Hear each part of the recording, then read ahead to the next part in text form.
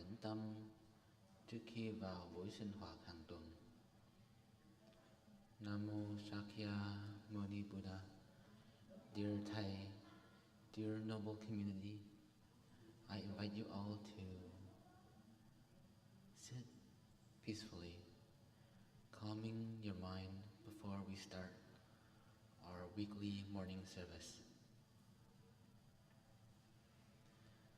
Thỉnh đại chúng ta tìm cho mình một tư thế ngồi cho dễ chịu.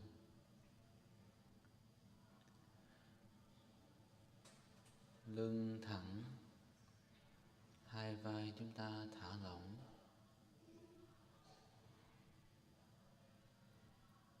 Trở về với hơi thở và thực tập im lặng.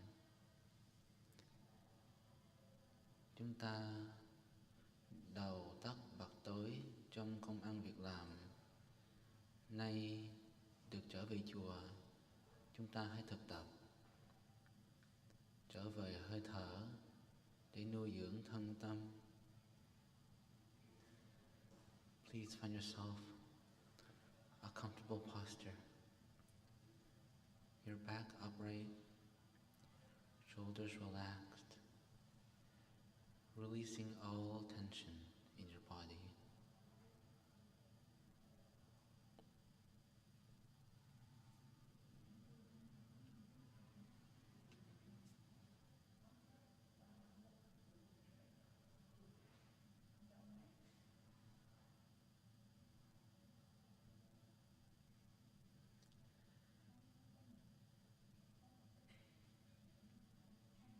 Ngay lúc bây giờ,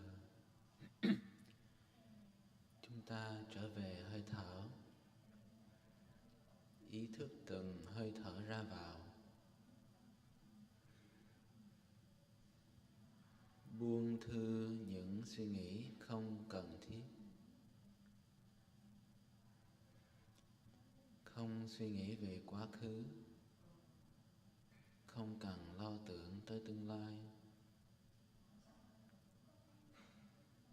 Đem thân và tâm an trú trong giây phút hiện tại. Following your breathing, we gather ourselves into the present moment,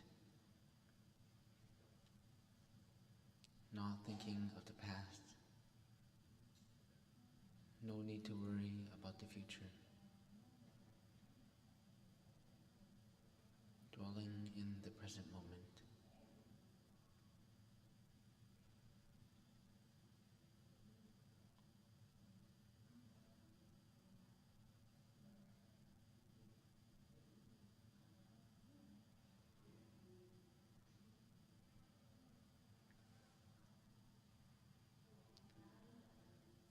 Những âm thanh xung quanh chúng ta nghe hết, chúng ta biết hết, nhưng tâm chúng ta vẫn giữ được bình an. We are aware of our surroundings, yet our mind is still at peace. That is the practice.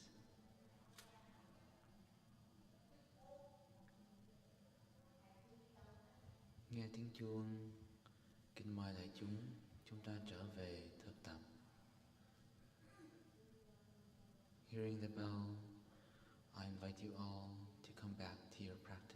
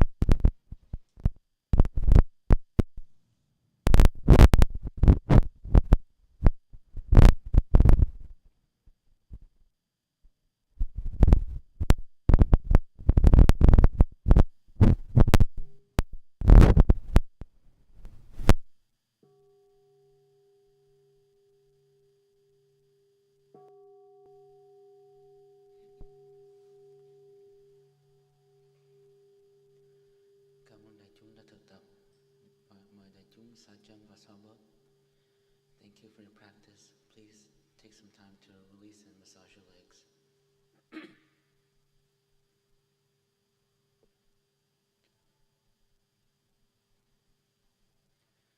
Xin đại chúng hãy nhắc nhở nhau, chúng ta giữ điện thoại, đừng cho nó phát ra âm thanh, để giữ cho không khí thanh tịnh và trang nghiêm.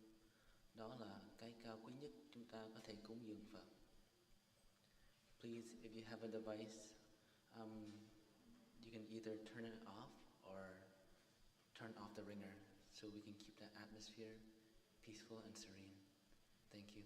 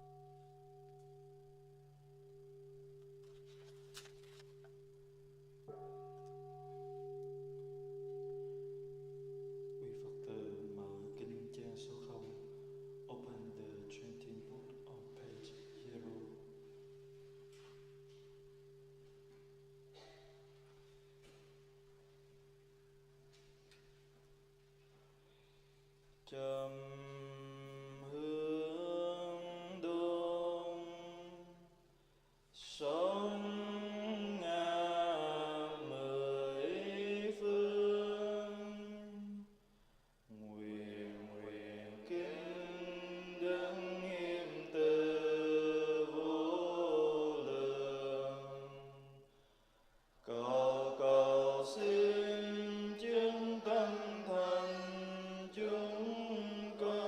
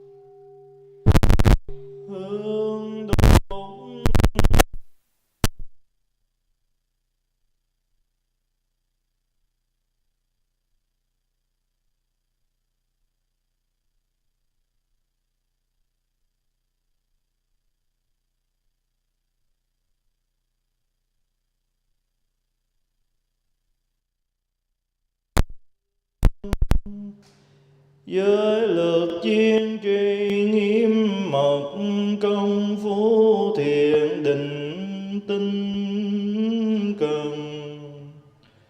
Tuệ giác hiện thành quả báo, dân thành một nén tâm hương. Chúng con kính dâng hương lên bổn và chư vị Bồ Tát.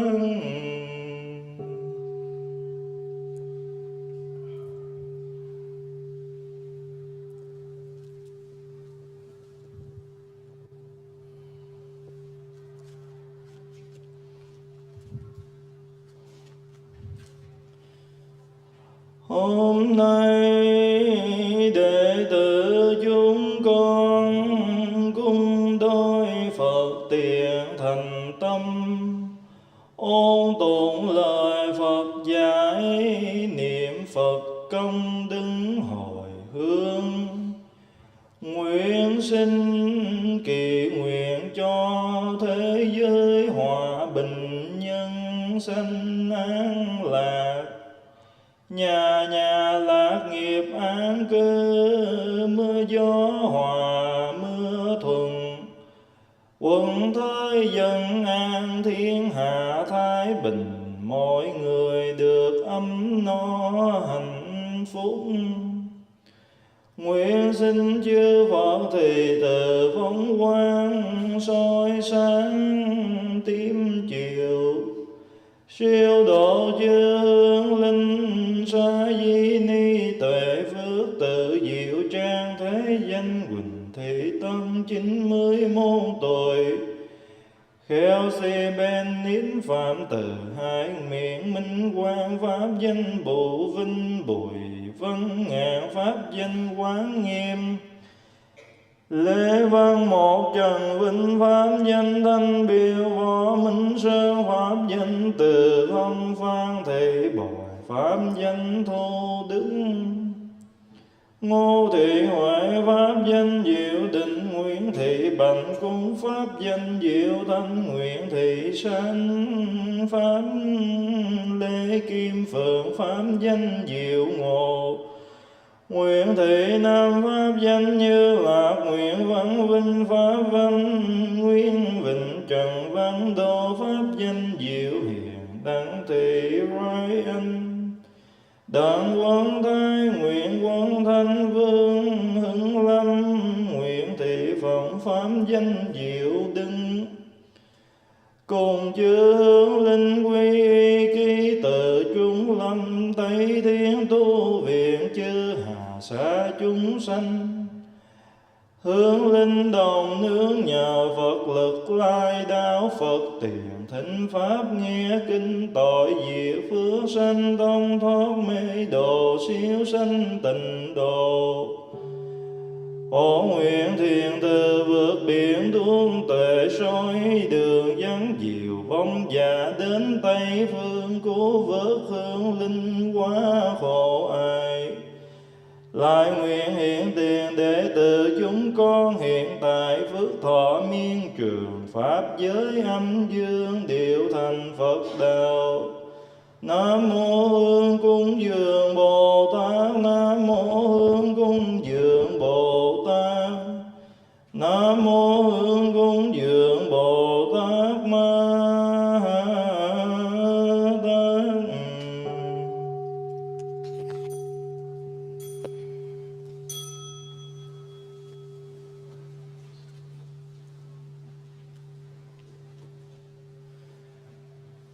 Sinh tốt như hoa sen, rạng ngời như ban đầu. Xin quay về nương náu, bậc thầy của nhân thiên. Sang quý nở đại giang, ngộ hào quang chiếu rạng mười phương. Trí tuệ vượt tầm pháp giới, từ bi thâm nhuận non sông. Vừa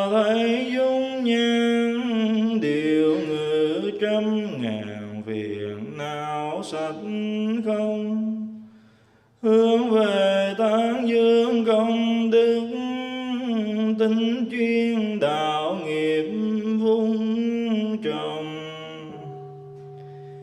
Chí tâm đảnh lễ Bụt Pháp và Tăng thường trụ trong mười phương.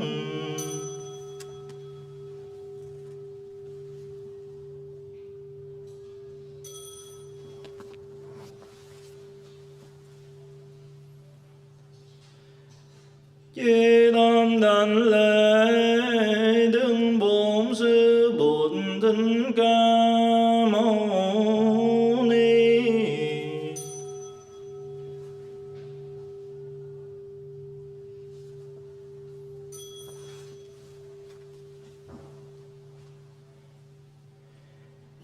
Chí tâm đảnh lễ liệt vị tổ sư qua can thời đại từ Tây Trung Việt Nam đông độ đến hải ngoại.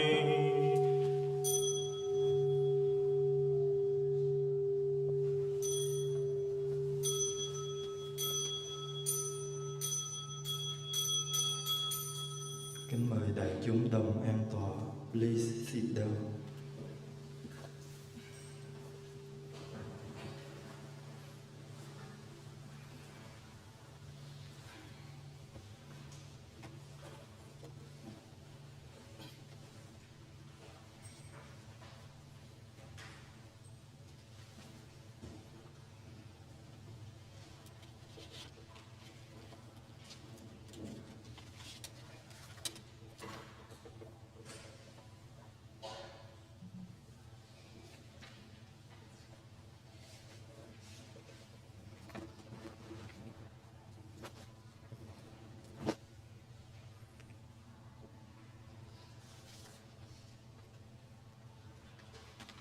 Kính mời đại chúng mở kinh trang số 4. Please open to chanting book on page 4.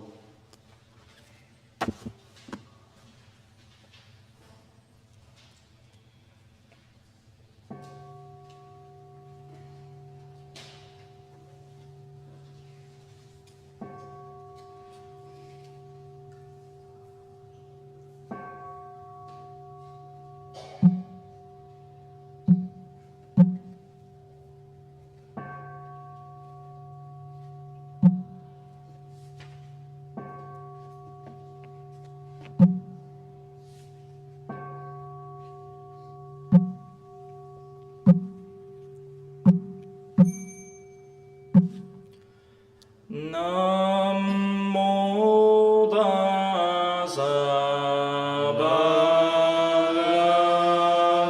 Bhagavato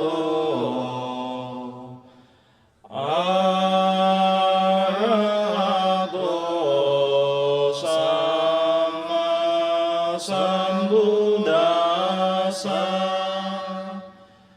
Nam mô Tassa Bhagavato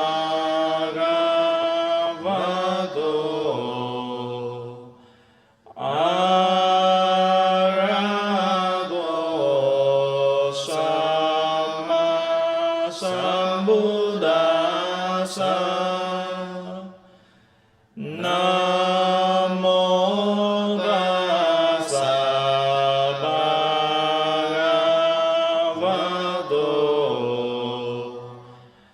Arahato Samma Sambuddhassa. The Dhamma is dear and lovely. We now have a chance to see, study, and to practice it. We vow to realize its true meaning. Namah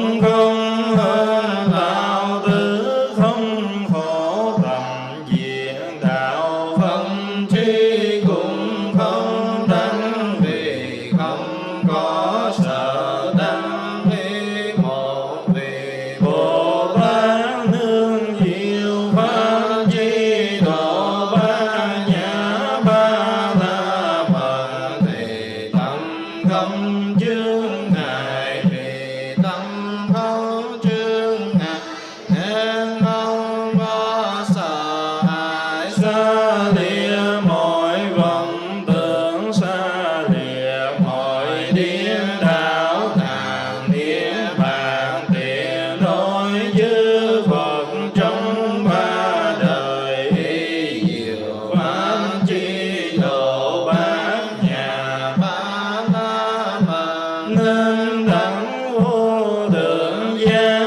Vậy nên phải biết rằng bát nhã ba la mật là linh chú đại thần, là linh chú đại minh, là linh chú vô thượng, là linh chú tuyệt định, là chân lý vân vòng có năng lực tiêu trừ tất cả mọi khổ nạn. Cho nên tôi muốn thuyết câu thần chú trí độ bát nhã ba la mật, nói xong đứng Bồ Tát yên động thần chú rằng ga tê ba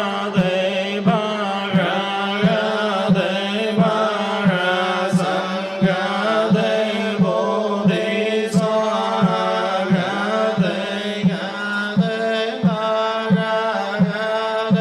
ba ra sam ga tê bồ đề sa ga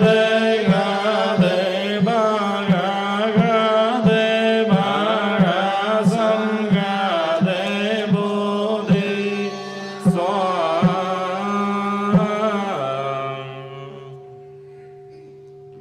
Xin đại chúng lắng lòng nghe kinh soi gương. Đây là những điều tôi được nghe vào thời mà tôn giả Đại Mục Kiền Liên đang cư trú giữa những người thuộc bộ tộc Ba Ra ở vườn Nai.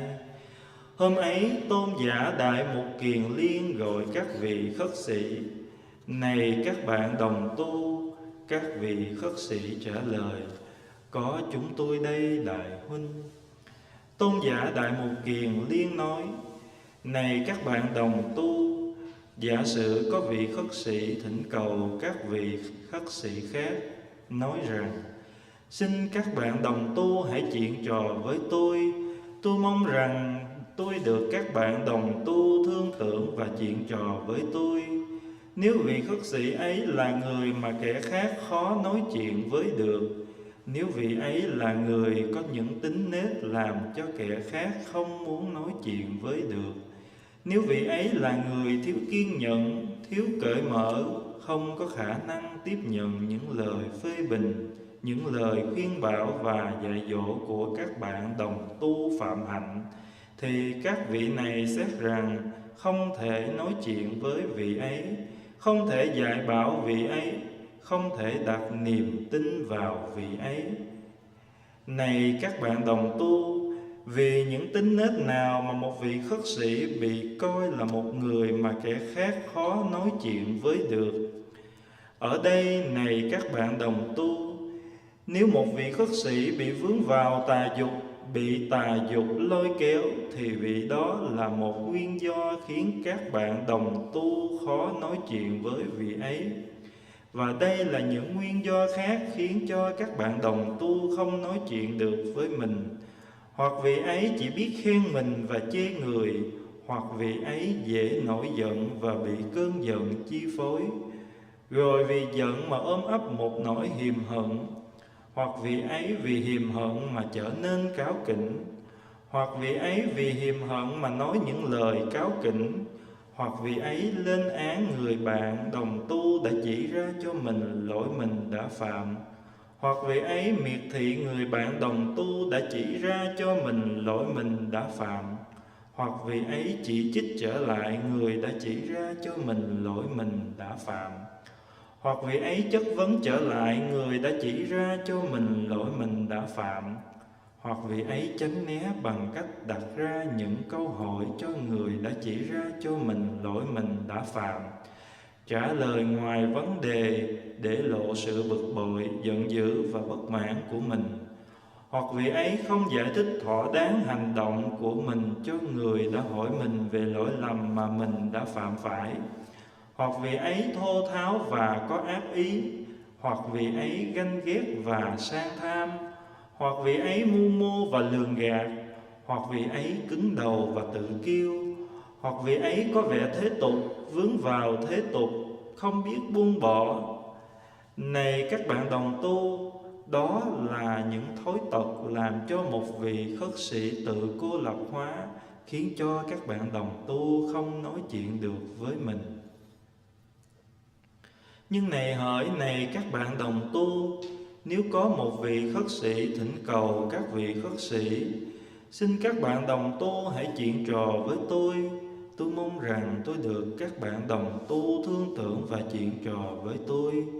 Nếu vị khất sĩ này là người mà kẻ khác có thể dễ dàng nói chuyện với được, nếu vị ấy có những đức tính tốt khiến cho kẻ khác có thể dễ dàng nói chuyện với được, nếu vị ấy là người kiên nhẫn, cởi mở, có khả năng tiếp nhận những lời phê bình, khuyên bảo và dạy dỗ của các bạn đồng tu phạm hạnh, thì các bạn đồng tu sẽ xét rằng họ có thể nói chuyện với vị ấy, có thể dạy bảo cho vị ấy, có thể đặt niềm tin vào vị ấy. Này các bạn đồng tu, vì những đức tính, những nguyên do nào mà một vị khất sĩ được xem là một người mà kẻ khác có thể dễ dàng gặp và dễ dàng nói chuyện với được? Ở đây này các bạn đồng tu, nếu một vị khất sĩ không vướng vào tà dục, không bị tà dục lôi kéo, thì đó là một đức tính khiến cho các bạn đồng tu có thể dễ dàng tới với vị ấy và dễ dàng nói chuyện với vị ấy. Và đây là những đức tính khác khiến cho các bạn đồng tu có thể dễ dàng tới với mình và nói chuyện với mình. Hoặc vị ấy không tự khen mình và chê người, hoặc vị ấy không dễ nổi giận và không bị cơn giận chi phối. Rồi vì không giận cho nên không ôm ấp một nỗi hiềm hận, hoặc vị ấy vì không hiềm hận cho nên không cáu kỉnh, hoặc vị ấy vì không hiềm hận cho nên không nói những lời cáu kỉnh, hoặc vị ấy không lên án người bạn đồng tu đã chỉ ra cho mình lỗi mình đã phạm, hoặc vị ấy không miệt thị người bạn đồng tu đã chỉ ra cho mình lỗi mình đã phạm, hoặc vị ấy không chỉ trích trở lại người đã chỉ ra cho mình lỗi mình đã phạm, hoặc vị ấy không chất vấn trở lại người đã chỉ cho mình lỗi mình đã phạm, hoặc vị ấy không tránh né bằng cách hỏi người đã chỉ cho mình lỗi mình đã phạm những câu hỏi khác, không trả lời ngoài vấn đề để lộ sự bực bội, giận dữ và bất mãn của mình, hoặc vị ấy giải thích được một cách thỏa đáng hành động của mình cho người đã hỏi mình về lỗi lầm mà mình đã phạm phải, hoặc vị ấy không thô tháo và không có ác ý, hoặc vị ấy không ganh ghét và sang tham, hoặc vị ấy không mưu mô và lường gạt, hoặc vị ấy không cứng đầu và tự kiêu, hoặc vị ấy không có vẻ thế tục, không vướng vào thế tục và lại có khả năng buông bỏ. Này các bạn đồng tu, đó là những đức tính làm cho một vị khất sĩ được xem là một người mà kẻ khác có thể dễ dàng tới với được và dễ dàng nói chuyện với được. Này các bạn đồng tu, vị khất sĩ phải cần đối chiếu tự ngã với tự ngã mà tư lượng như sau: người ấy vì có tà dục và bị tà dục lôi kéo, cho nên ta thấy người ấy không dễ chịu và ta không ưa thích người ấy. Cũng như thế, nếu ta có bị tà dục và bị tà dục lôi kéo, thì kẻ khác sẽ thấy ta không dễ chịu và họ sẽ không ưa thích ta. Này các bạn đồng tu, sau khi biết rõ điều này, ta cần phải phát tâm như sau. Tôi quyết định không ôm ấp tà dục và không để cho tà dục lôi kéo. Điều này cũng đúng và cũng cần thực tập trong các trường hợp khác như khen mình, chê người, nổi giận và bị cơn giận chi phối, vân vân. Này các bạn đồng tu, vị khất sĩ cần phải đối chiếu tự ngã với tự ngã mà tư lượng như sau. Trong giờ phút này ta đang có ôm ấp tà dục và ta có đang bị tà dục lôi kéo hay không? Và nếu trong khi tư lượng mà vị khất sĩ thấy được rằng trong giờ phút này ta đang ôm ấp tà dục và ta đang bị tà dục lôi kéo, thì vị khất sĩ ấy phải tinh tấn để đoạn trừ tâm hành bất thiện đó. Và nếu trong khi tư lượng mà vị khất sĩ thấy được rằng trong giờ phút này ta không ôm ấp tà dục và ta đang không bị tà dục lôi kéo, thì vị khất sĩ ấy hãy sống với tâm niệm hân hoan và biết mình cần phải tu học tinh tấn để nuôi dưỡng thêm những tâm hành tốt đẹp như thế.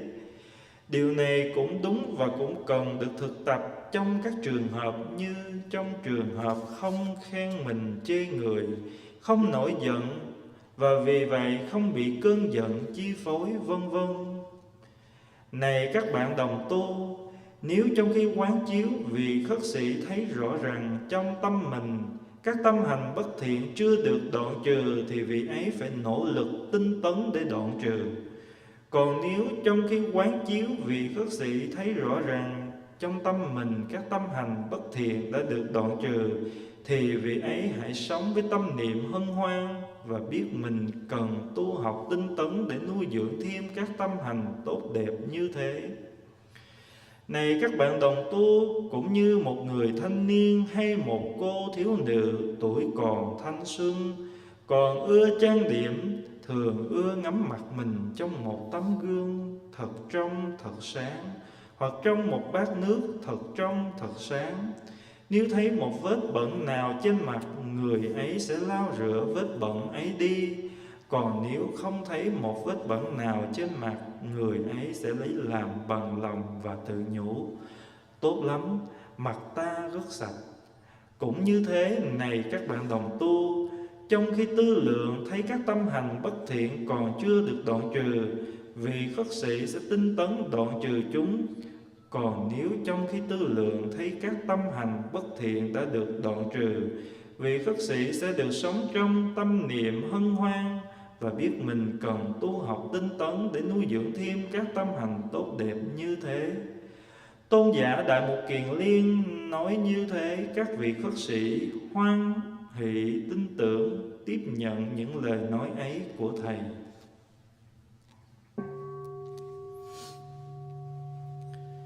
Discourse on measuring and reflecting. I heard these words of the Buddha one time when he was staying with the Bhatha people in a Sumasumar-giri in a deer park in the Baskala Grove. The Venerable Mahamoggallana addressed the bhikkhus. My friends. Yes, friend, they replied to the Venerable Mahamoggallana. The Venerable Mahamoggallana spoke as follows. My friends, suppose there is a bhikkhu who says to the other bhikkhus, please talk to me, Reverend bhikkhus. I want you to offer me guidance.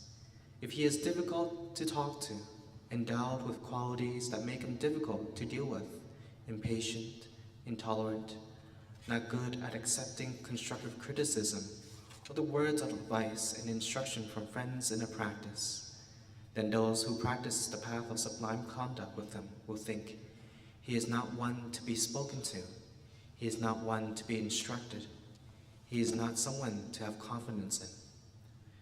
What are the qualities that make someone difficult to approach? My friends, a bhikkhu who is attached to wrong desires and is controlled by wrong desires is difficult to approach and talk to. These are other reasons that make it difficult to approach and talk to him. A person praises himself and despises others. He is easily angered and mastered by his anger. Because he is angry, he bears a grudge. Because he is angry, he is bad-tempered. Because he is angry, he speaks in a bad-tempered way. He accuses one who has corrected him. He disparages one who has corrected him. He corrects in turn one who has corrected him. He evades the criticism by asking another question. He changes the subject. He manifests ill temper, anger, and sulkiness. He does not succeed in explaining his behavior when corrected. He is unmindful and ill-willed. He is jealous and greedy. He is hypocritical and deceitful.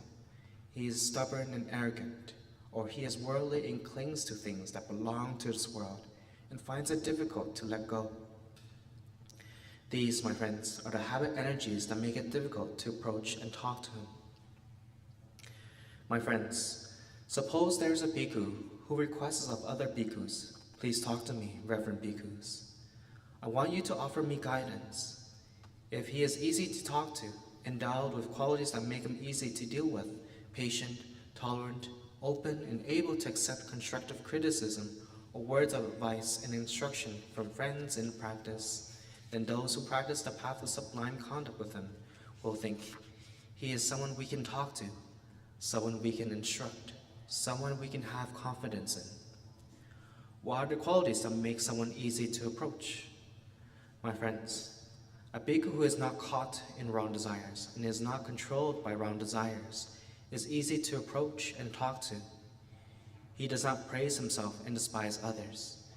He is not easily angered or mastered by his anger. Because he is not angry, he does not bear a grudge. Because he is not angry, he is not bad-tempered. Because he is not angry, he does not speak in a bad-tempered way. He does not accuse one who has corrected him. He does not disparage one who has corrected him. He does not correct in turn one who has corrected him. He does not evade the criticism by asking another question. He does not change the subject. He does not manifest ill temper, anger, and sulkiness. He succeeds in explaining his behavior when corrected. He is not jealous and greedy. He is not hypocritical and deceitful. He is not stubborn and arrogant. He is not worldly, nor does he cling to things that belong to this world, and he does not find it difficult to let go. These, my friends, are the qualities that make it easy to approach and talk to him. My friends, one should infer one's own state by considering the state of others in the following way. That person has wrong desires and is controlled by his wrong desires. Therefore, I do not find him easy to approach. If I had wrong desires and were controlled by those wrong desires, others will not find me easy to approach. When one sees this clearly, one should make the following determination. May I not be attached to wrong desires or be controlled by those wrong desires. This method of reflection needs to be practiced in other cases, such as praising oneself and despising others, being easily angered and mastered by anger, and so on.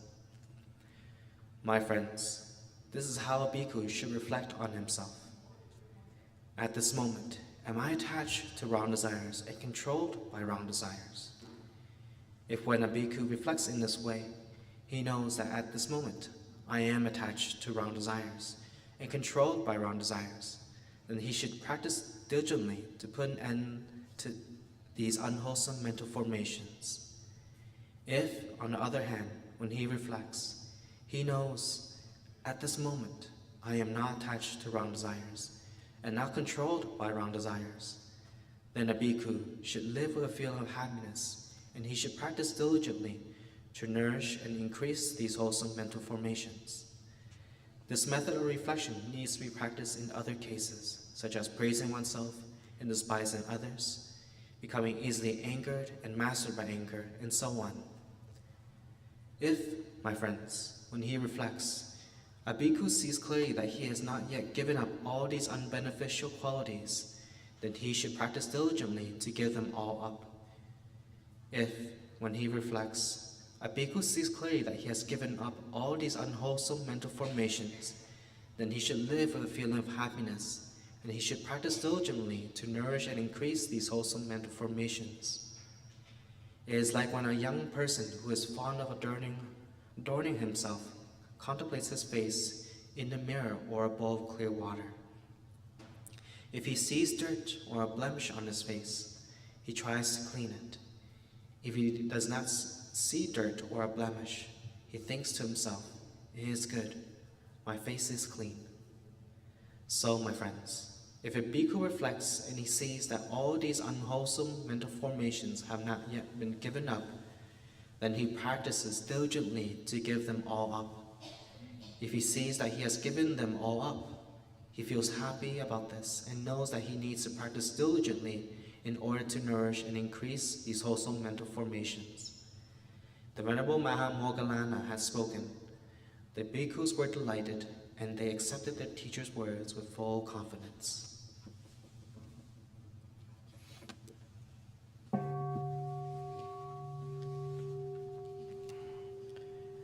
Quý Phật tử mở kinh chương số 20. Open 20th book on page 20.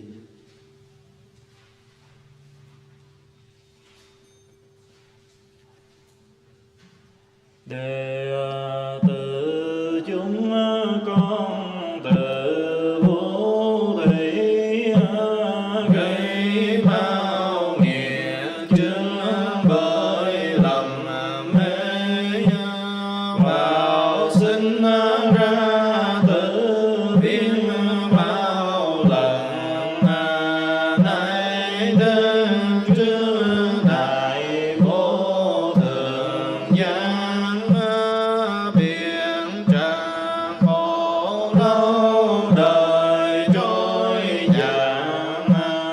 Hôm nay trông thấy đạo huy hoàng, con hướng về theo ân tự quán lại Phật tổ soi đường dẫn bước bao tội khổ trong đời ác trường vì tham sân si mà gây nên. Hôm nay đây cần thiết thể nguyện xin sám hối để lòng thanh thoát trí tuệ quang minh như nhật nguyện từ bi vô lượng cứu quần sanh. Con những tâm nguyện sống đời lành tiến thân mạng hương nhớ tam bảo lên thuyền tự vượt qua biển hồ. Cả đua thiên ra khỏi rừng mê văn tự tu sinh quyết hành trì.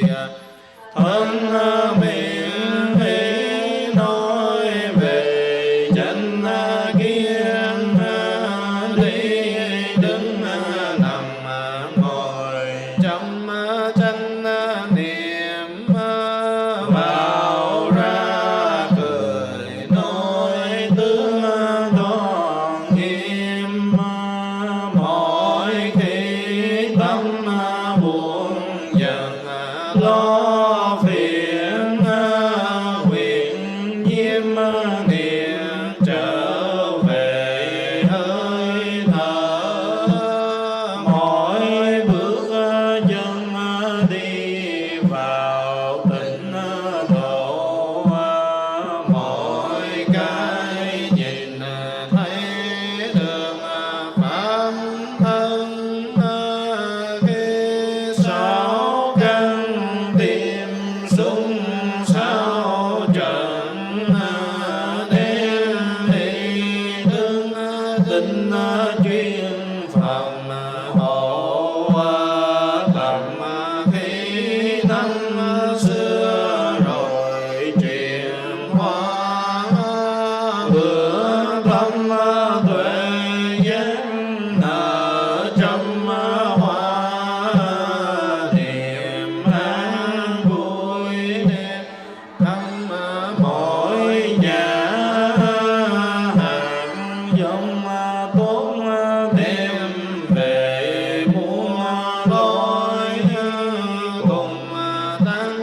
thân sinh nguyện ở lại nơi cõi đời làm việc đầu sanh và vùng này sống nuôi chứng minh cuối sinh đức từ bi nhiêm thọ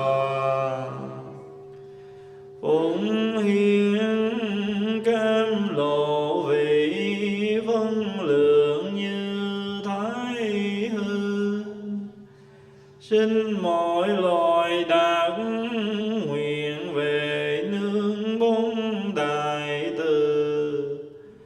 Nam mô Đức Bồ Tát Phổ Cúng Dường. Nam mô Đức Bồ Tát Phổ Cúng Dường. Nam mô Đức Bồ Tát Phổ Cúng Dường.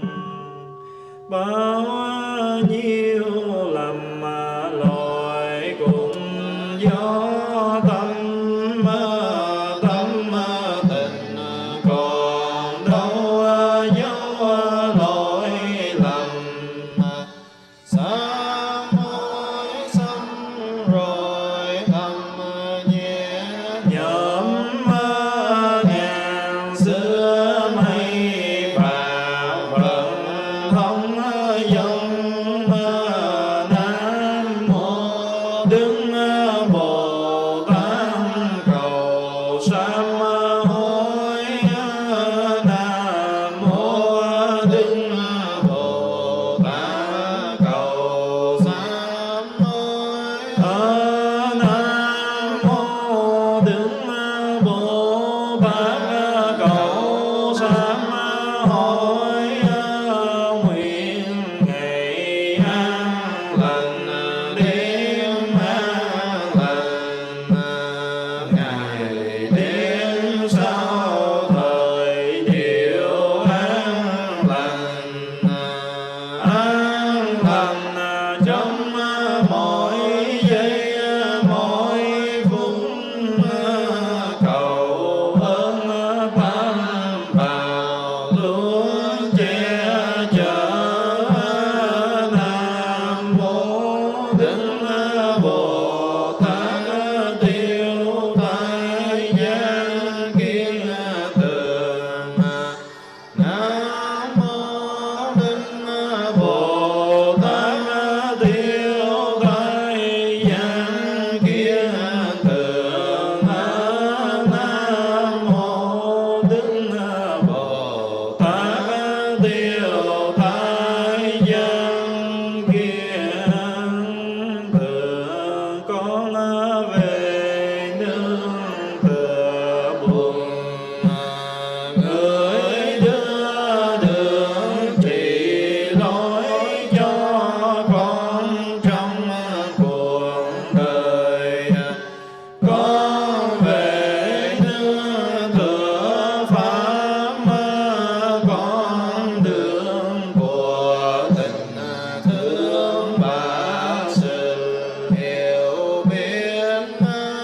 Con về nương tựa tăng toàn thể của những người nguyện sống cuộc đời tình thương trì tụng kính thâm nhiều tạo công đức vô biên.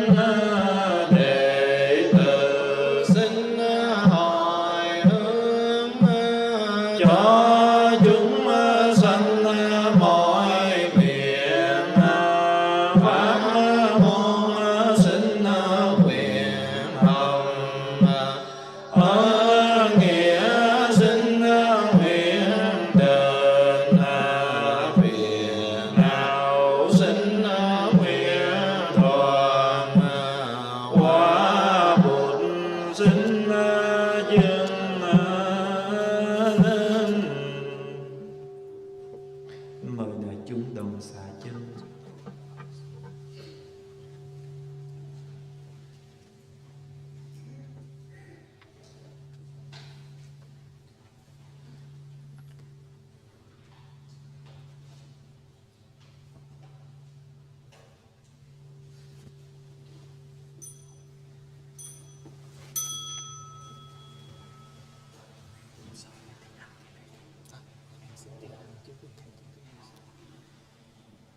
In gratitude to our parents that gave us life and our country that keeps us safe, we bow deeply to the three jewels in the 10 directions.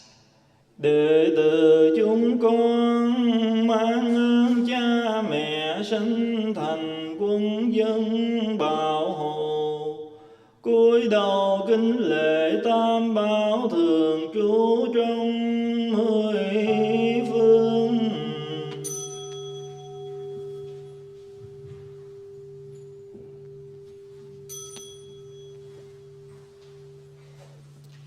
In gratitude to our teachers and friends that have shown us on this path, we bow deeply to the three jewels in the 10 directions. Đệ tử chúng con mang ơn sư trưởng giáo huấn cùng các bậc thiện chí thức đã tan thành cho, cúi đầu kính lễ tam bảo thường trụ trong 10 phương.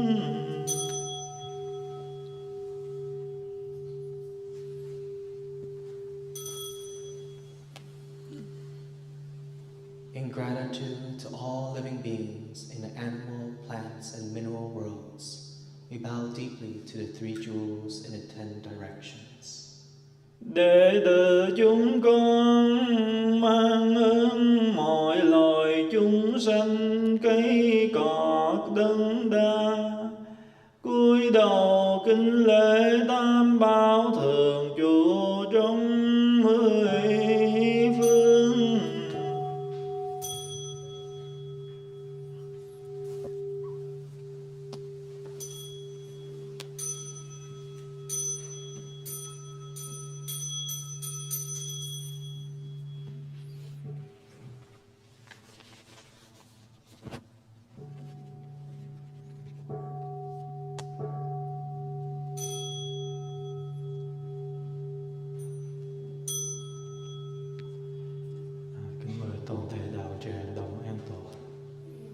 So we'd like to invite everyone to please be seated.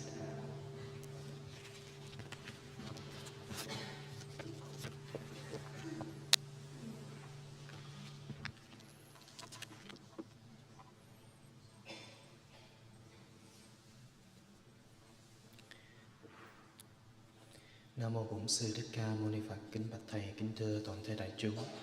Sáng hôm nay cũng có cơ hội chia sẻ bằng tiếng Anh cho các bạn trẻ. Trước khi bắt đầu, xin đại chúng mình chắp tay. So I'd like to invite everyone, before I share today in English, I'd like to invite everyone to please join your palms together and invoke the Buddha's name 3 times. Nam mô Bổn Sư Thích Ca Mâu Ni Phật. Nam mô Bổn Sư Thích Ca Mâu Ni Phật. Nam mô Bổn Sư Thích Ca Mâu Ni Phật. Dear respected Thai, dear noble community, dear friends, welcome to our Sunday morning session. Today is June 11th in the year 2023. We're in the Trúc Lâm monastery. How's everyone doing today? I hope we are able to enjoy last week's event, especially a special event this whole month, in which we celebrate Vesak. I'm sure that in front of you, that many of us, we had the chance to bathe the baby Buddha. And we know that the meaning behind bathing the baby Buddha is not only just bathing the statue in front of it, but it's also bathing for ourselves in every day. I'm sure that every one of us, we wake up in the morning or before we go to sleep, you go take yourself a shower, you go take a bath, and that's also washing the Buddha in you. And when we wash ourselves, when we bathe the baby Buddha, we are not just bathing the statue, but we are also bathing away any of the mistakes, the difficulties, any stress, any anxieties that we have. We wash it all the way down, let it drain out of our body. And it's like a process of beginning anew. We want to be fresh for our new day or the end of the day. Then we also have to let go of any sufferings that we hold on to, any difficulties or any mistakes that we have faced on that day or maybe the past week, and to let go of those things and to start anew, a brand new day. And just like in one of the gathas that we always tend to read about, and that is waking up this morning with a brand new 24 hours before me. I vow to live wholeheartedly on this day and to look at all beings with the eyes of compassion. And so with that being said, we continue on studying the 14 mindfulness trainings. And today we talk about the 7th mindfulness training, and as living present in the present moment. And this training, I will read just a little bit about this. Aware that life is available only in the present moment, we are committed to training ourselves to live deeply each moment of daily life. We will try not to lose ourselves in desperation or be carried away by regrets about the past, worries about the future, or craving, anger, or jealousy in the present. We will practice mindful breathing to be aware of what is happening in the here and the now. We are determined to learn the art of mindful living by touching the wondrous, refreshing, and healing elements that are inside and around us. In all situations, in this way, we will be able to cultivate seeds of joy, peace, love, and understanding in ourselves, thus facilitating the work of transformation and healing in our consciousness. We are aware that real happiness depends primarily on our mental attitude and not on external conditions, and that we can live happily in the present moment simply by remembering that we already have more than enough conditions to be happy. And so yesterday, we had a day of mindfulness, a day of practicing together with our fellow English speakers at Westlock Meditation Center. And we also had a chance to listen to our Dharma talk, talking about being in the present, being able to touch the energy of mindfulness and through what we're doing.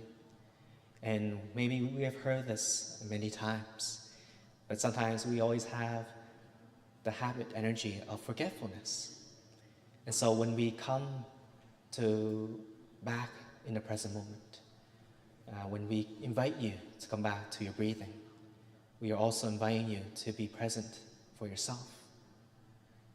When you take that one in-breath in, and you take that one out-breath, you bring yourself, you bring your body and your mind together. And in that moment, you're not carried away about your emotions, about the sounds, the noises around you, but you solely focus on whatever you're doing. And as this morning, we invite you to come back to your breathing, to breathe in, being aware of your in-breath, and to breathe out, and being aware of your out-breath.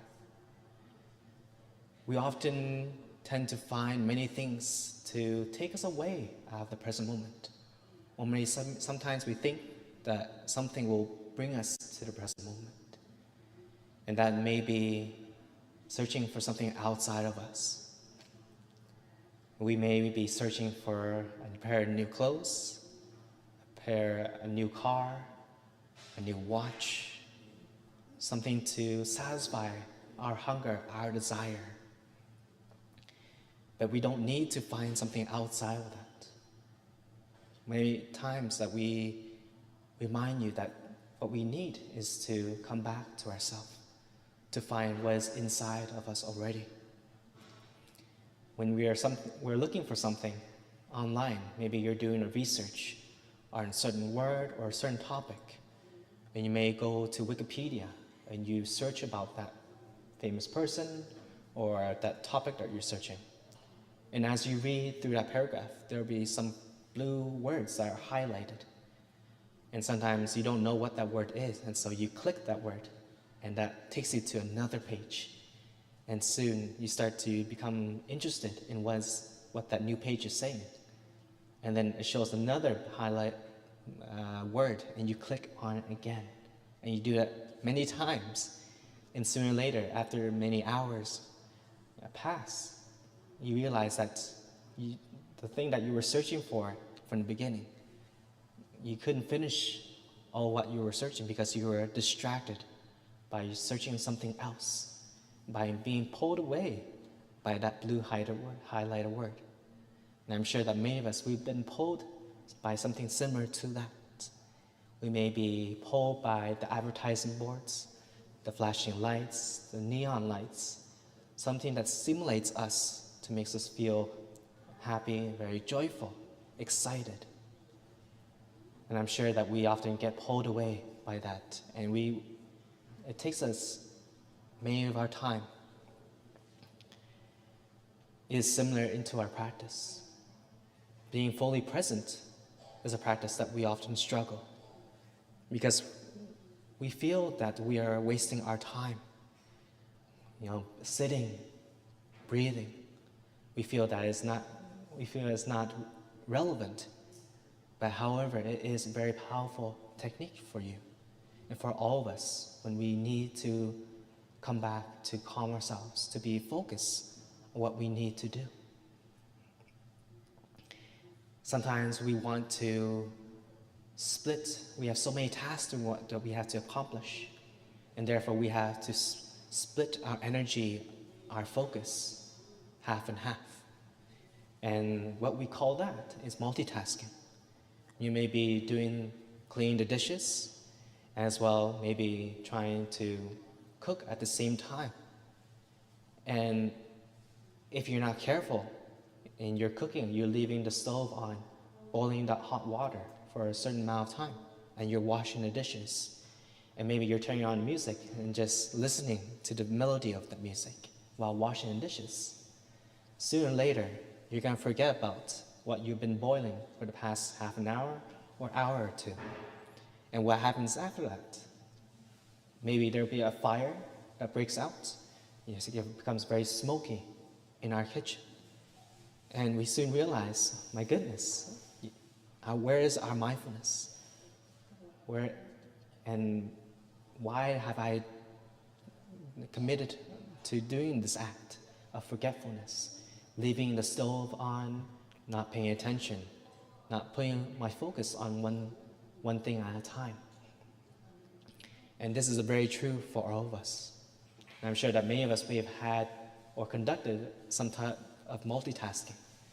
Maybe we were successful in that, but many of us, we feel that when we finish a task, sometimes we don't feel wholeheartedly that we have finished that task. And that is something that for us to consider about, to reflect about. You may be talking to a beloved friend, maybe that's dealing with some difficulties that they wanted to share to you. And you sit with them, and as they share to you, in your mind, you're already thinking of what suggestion, advice that you were planning to give to that friend as they're talking. Your body is present, but are you listening to what they're saying? Or are you just waiting the right opportunity to jump in and to give them a whole list of things that they should do? We need to be more mindful enough to be able to sit, to be present as when we are there, not just physically, but as well as mentally as well. When we are listening to that friend, listen in such a way that you're receiving the information of what they're talking about. And sometimes we have to ask them, what did you say? Can you repeat that again? And when you ask that so many times, that friend of yours may get frustrated and may feel that you're not really listening to them. You're only just there for them because they need you there. But you're not truly there for them. So when you are in doing whatever you're doing, whereas listening to that friend or doing a task that may be cleaning, driving, and so on. We need to put ourselves in a focus on what we're doing, being present where we are. Sometimes we often get pulled away by the past, by our emotions, or by things outside of us. And we can think to ourselves, why do we need these things? Why are we pulled by these things? In the sutra, the Buddha has shared in taking refuge in oneself. He mentioned there are two kinds of riches, the material riches and the riches of the Dharma. And we often seek material riches all the time. And it is easily accessible for us. Finding money, getting material objects such as a car, watch, games, clothes. All those things are easily accessible for us to obtain. But very few of us come and seek about the riches of the Dharma. We have the Dharma, the teachings, present in our everyday life. And it can be in the form of a book, in the form of a chanting session, but it's also in the form on the internet. We can easily search up about the teachings of the Buddha or anything that we're curious about. But how many of us really actually do take the time to seek about that? Very few of us. Many of the times we're often searching for material riches, but we never find the riches of the Dharma. And so we can ask ourselves, if you have been chasing the material riches for such a long time, why are you chasing it? And if you can reflect on the example, the money that you spend, the clothes that you buy, the belongings that you've been storing for such a long time in your attic, in your closet.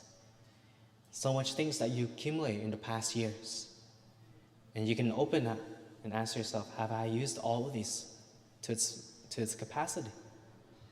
And I'm sure that we may have in a certain way. But sometimes we always like to have fresh new things. And the old things that we have stored away, we let accumulate a lot of dust.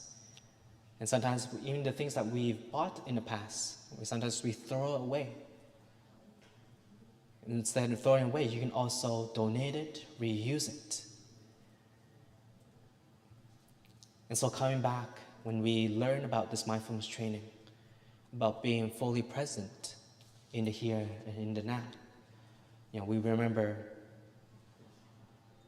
that we can live happily in the present, that we already have more than enough conditions to be happy.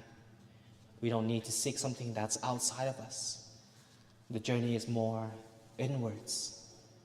And so if you can reflect to yourself something that you don't need outside, then it is best for us to search inside of ourselves, maybe to understand ourselves, to love ourselves, and maybe teach ourselves.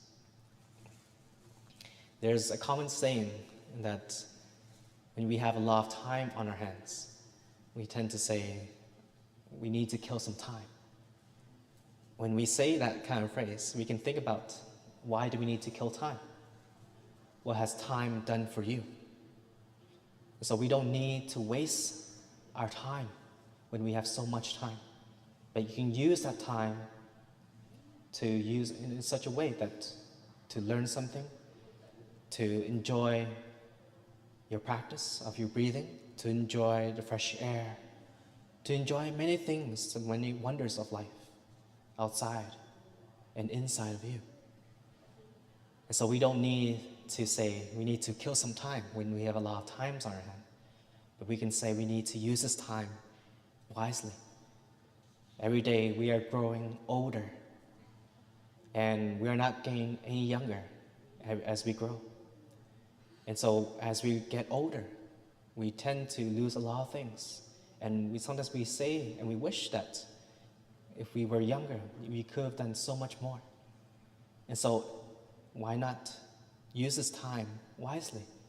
Use this time to do the things that you actually love to do and not waste the time that you have left.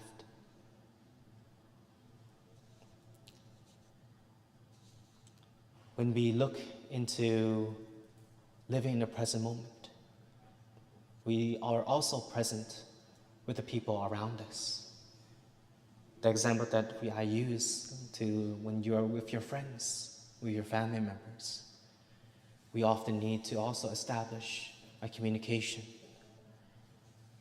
And this continues on to our next mindfulness training, is being aware of the lack of communication, and that may bring separation and suffering within us or among us.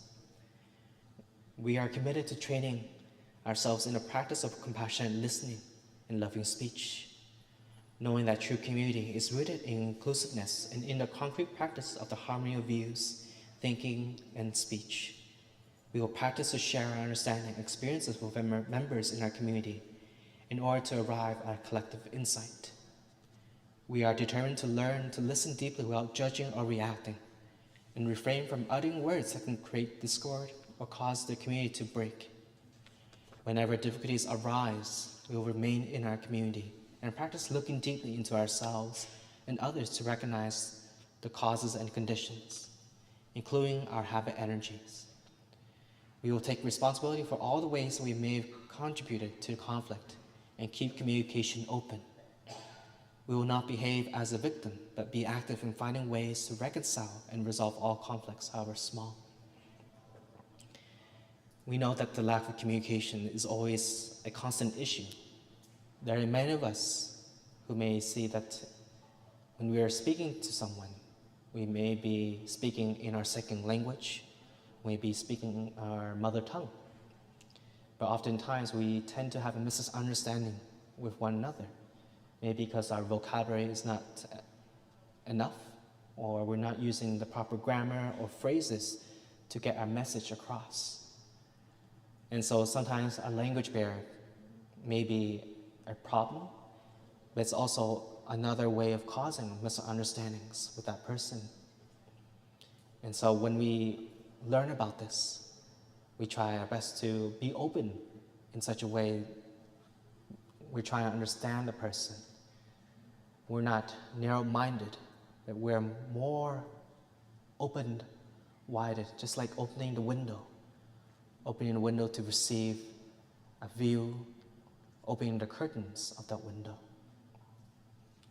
And so when you learn to practice like that, to receive the communication, what's being shared to you, what's being said to you, don't try to jump in.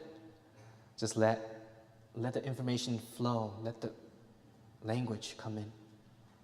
And just like Avalokiteshvara, the Bodhisattva of deep listening, we are always reminded to practice like her, the qualities of deep listening and a compassionate listening.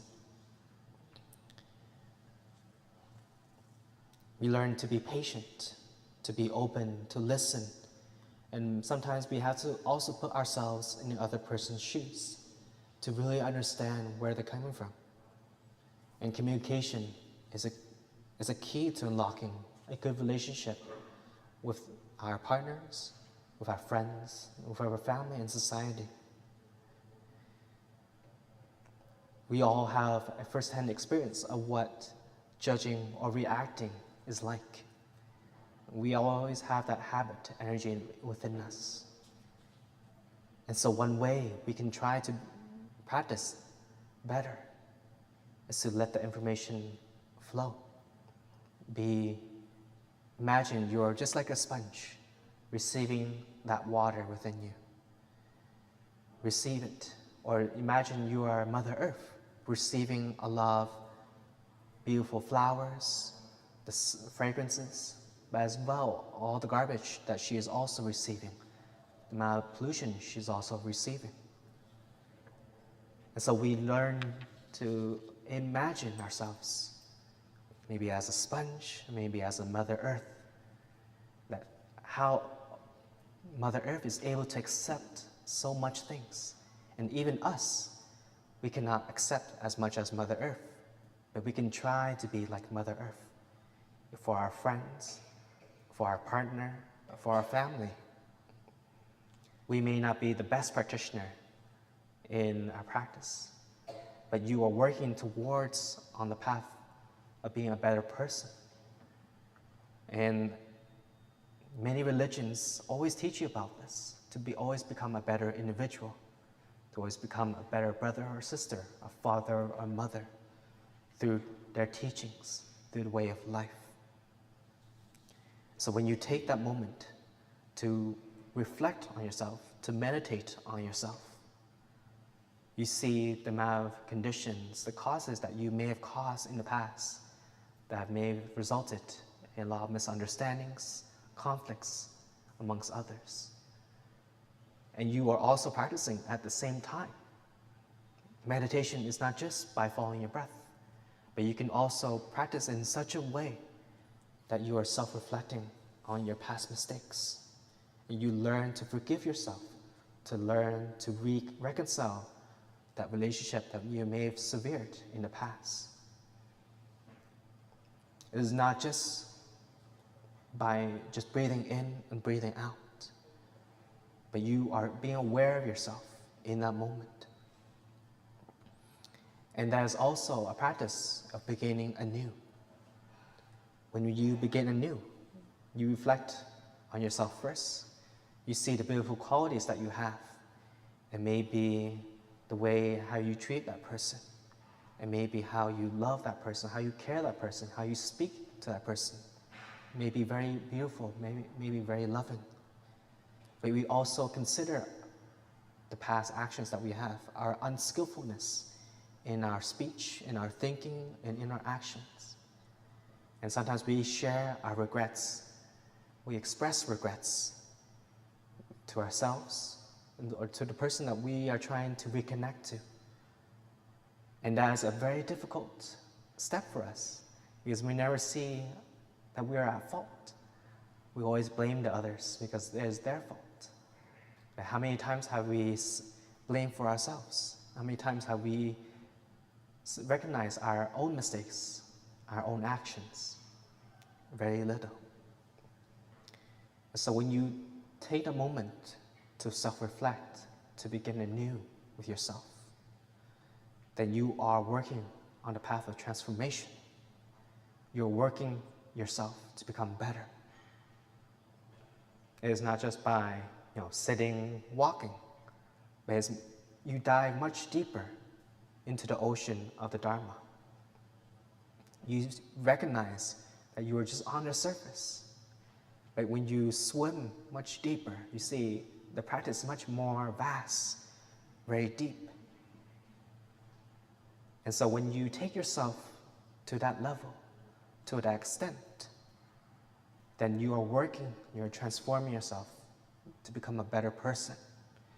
Even though we have a lot of guilt, we have a lot of shame, you recognize that you have that. And that is okay to have that. It's okay to see the mistakes that you've committed. Because without that, you wouldn't learn to be able to grow. You wouldn't learn to improve yourself. It is like saying, without the lotus, or without the mud, there'll be no lotus. So we need the dirty mud for us to look into. And when we learn how to take it in, to transform it, we start to bloom slowly as a lotus. And we are all lotuses in the garden of humanity. So this is also taking responsibility upon yourself to reestablish open communication. That may be apologizing or sharing regret, even though we have made it done intentionally or unintentionally. It is always good to begin anew with yourself, to begin anew with others. And that is the practice of beginning anew. You see the beautiful qualities that you have or that person has. You encourage them, you water them, just like how we water our own plants in the garden. And when we learn how to take the roots of those weeds, those things that are covering the plant, destroying the plant, we are working in a process to keep that plant, that flower, very beautiful, as it is that you see in front of you. And so I hope that we all have the chance to live in the present, to breathe in each moment that you have, to take your time, and to also establish good communication for yourself, for your partners, and for your loved ones. So thank you, brothers and sisters and friends, for being present in today's talk, and I wish you love, happiness, and respect.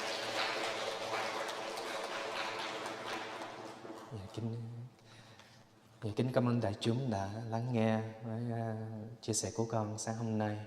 Thì giờ đây thì mình sẽ kết thúc bằng hồi hướng, và sau đó những vị cúng hương linh hôm nay thì quý vị có thể đến bàn và thắp nhang. Và những vị nào không có cúng hôm nay, mời quý vị có thể xuống dưới lầu để dùng cơm trưa. Kính cảm ơn đại chúng, mời đại chúng chắp tay hồi hướng. Nguyện đêm công đức này hướng về khắp tất cả